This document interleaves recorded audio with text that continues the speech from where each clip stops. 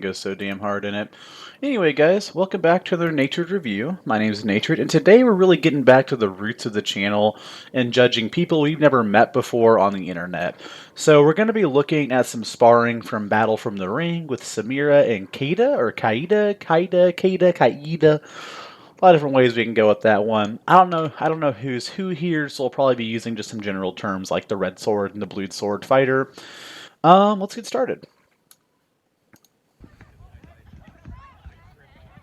So this is right where I like to be. I love watching fighters who are a little bit lesser known, maybe completely unknown, mid-tier. This is where I have a lot of fun watching tape. Good. One thing I want to point out here is our fighter here with the red sword. Some very good balance here while they're on the knees. Some exchanges. I think there's many people, my fat ass definitely included, who would not be able to stick this kind of maneuver without rolling over onto their back. And very cleanly actually dodges a shot that may have picked up that leg, stabilizes, is able to pick up the hip after that. Also, always a bold choice to fight in glasses. I've broken probably 2 to 3 pairs of glasses while fighting. I no longer wear them while I do so because of that. Okay.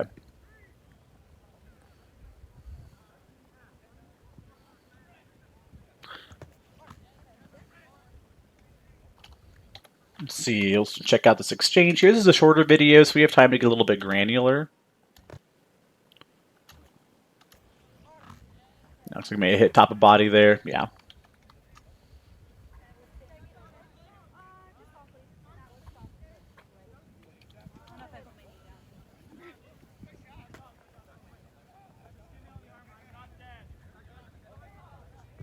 I wish for a day I could just like be a shorter fighter. I'm 5'10", so I'm right there in the middle of average, basically, maybe a little bit above average.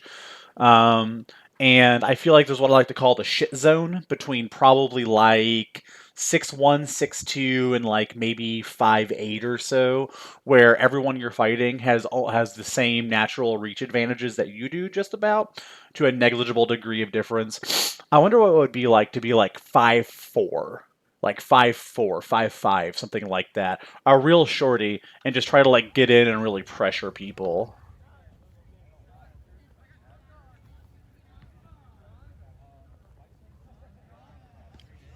You're not coming, I'm not coming. We're bouncing. Let's see. Oh, that was it. Yep. Up into the body.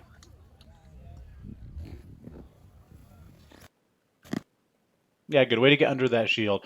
That's what I'm talking about. Like, this is a shot where I would have a hard time pulling this off against anybody else in the shit zone, where most people are, that fight. Oh, that was it. Yep. Yeah, good honor there. And then it looks like for our fighter on the left in the blue with the killer lipstick, we got a strap round, while our red sword fighter here is fighting punch round. One of the things that I feel like is really in a shorter fighter's playbook that you don't see a whole lot, because it's kind of counterintuitive, is just the sickest like flat wrap to outside shield arms, outside shoulders, especially against strap rounds. I think that is the shield style that you're strongest against, because you're going to invite people, especially once they start exchanging with you, to begin leaning forward as they're trying to reach down at you. And the second they do that, the second that that plane of their shield tips from like kind of back, lean back to going a little bit forward, that shield side arm and shoulder gets so open.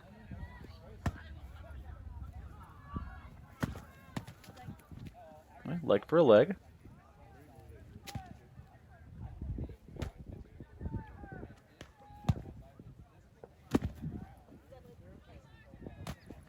Like we're hitting dead legs. There's the high cross. Yeah.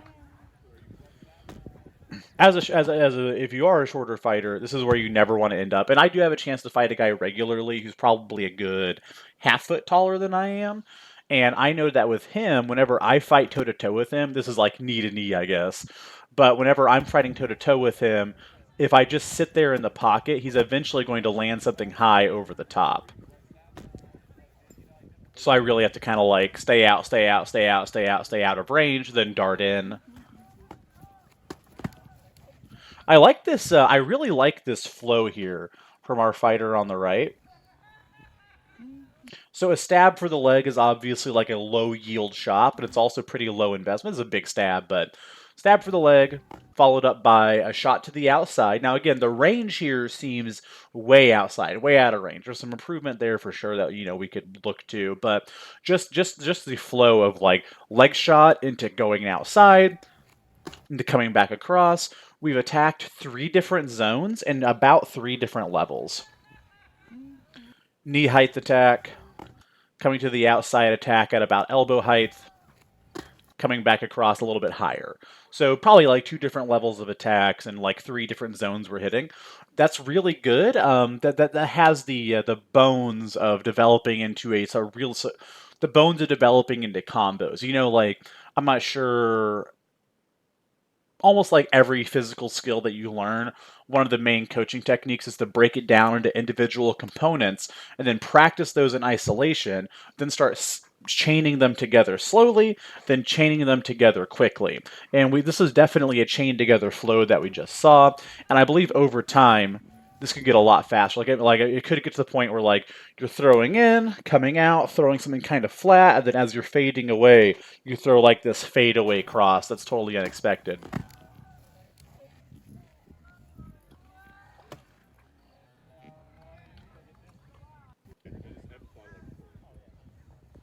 Hold on, I got out of sorts here.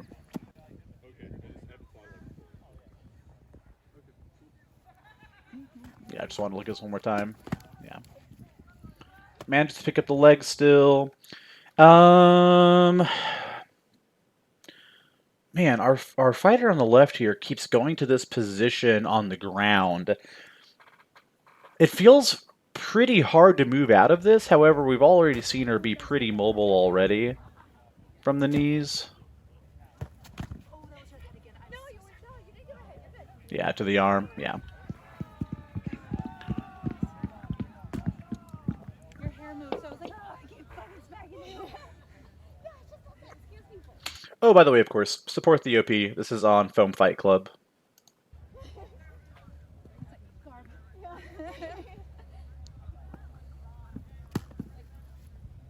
Love that shot. This is something right out of my own heart.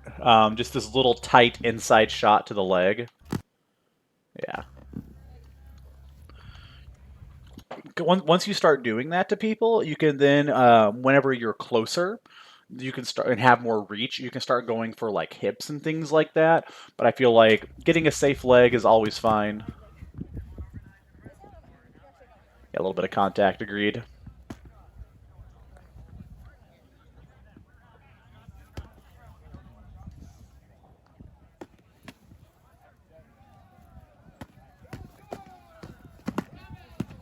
Leg for a leg. And again, we're in this position where it's kind of neat because we're super low to the ground for our red sworded fighter. The only thing really to hit here is dead leg, aside from the butt way in the back. But again, how do you mobilize out of here?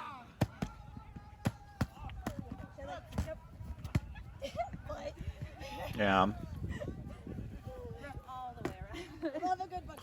I think with the level of like lower body mobility our fighter with the red sword is showing, like just being in like a normal like, up on one knee or both knees position, she could probably have some pretty sick like lunges. All right. So, I don't know if our fighter with the red sword's ever going to see this review, but I would love it if you would watch I have a video somewhere on the channel that's like talking about like baby's first flat wrap, things like that, baby's first dark side, stuff like that. I'd love you to check it out because these leg shots you're throwing and the shot to the shield that you're throwing here, these are some habits I had to correct when I was a newer fighter. Not correct, but I had to build off of. So, like, for example, leg shots are fine. But one of the things I like to do nowadays is instead of just throwing through a leg shot, throwing for that leg shot, and then whether it hits or not, trying to come under into a dark side. You can start trying to develop that to add to the repertoire. And then this shot to the shield, again, it's a very natural thing to kind of just want to just chop at like person thing right there in front of you. But learning to develop that like reflex to do this into a reflex to go for something like more of a flat wrap, I think it'd do a whole lot of good for you.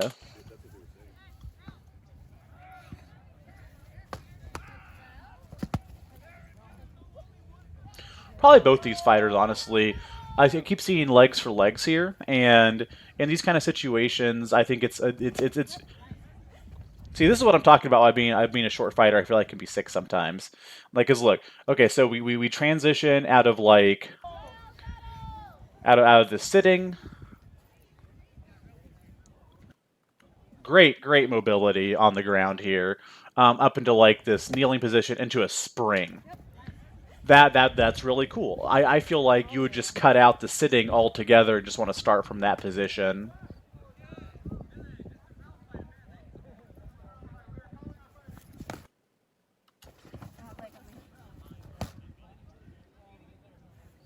Yeah, the transition down to that super low seated position also seems to take a little bit.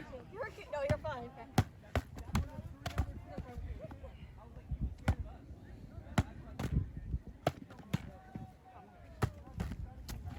I feel like, again, you just sit in the pocket like this, static against a taller fighter. It's just kind of a time clock ticking down until they land something over the top.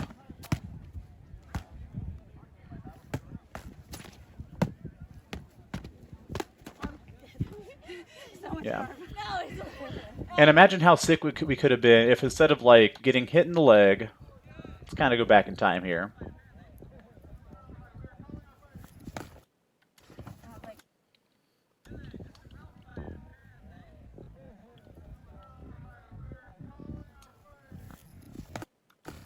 Good block here. Very close to hitting that shoulder. But just dropping, instead of trying to sit all the way down to the seated position, just dropping straight down to the knees. And then from being up on your knees, having that ability to spring forward and close again. Because now, this is a pretty good defensive position, but it's the only position we're going to be in without having to get all the way back up on our knees. And so, like, imagine, again, if we were posted up on our knees here, be able to, like, knee walk in and try to, like, choke out this taller fighter. Or lunge, hit that around the back shot again. And now we're beginning to maybe, like, push up. And yeah, it's too late at this point. I mean, it helped you that last time. I was like, I don't know. Sure, what? She's just a little guy. I mean, there's a reason that like cape and like rapier was a thing that's still practiced today in some HEMA videos I've seen. Just having a big piece of cloth to distract and tie up shots. Yes, awesome.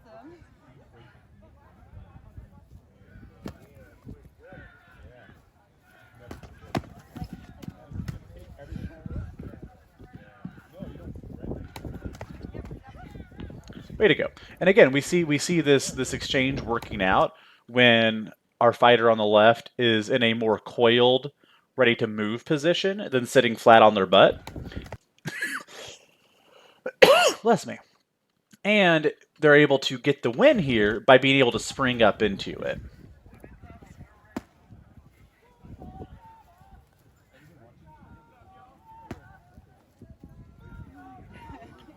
Sick garb from our fighter on the right too. I love the overall aesthetic.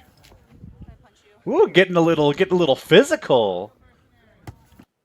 Yeah, I don't give a shit if you step in. I'll step in and need a fucking shield to the neck. Screw you, guy.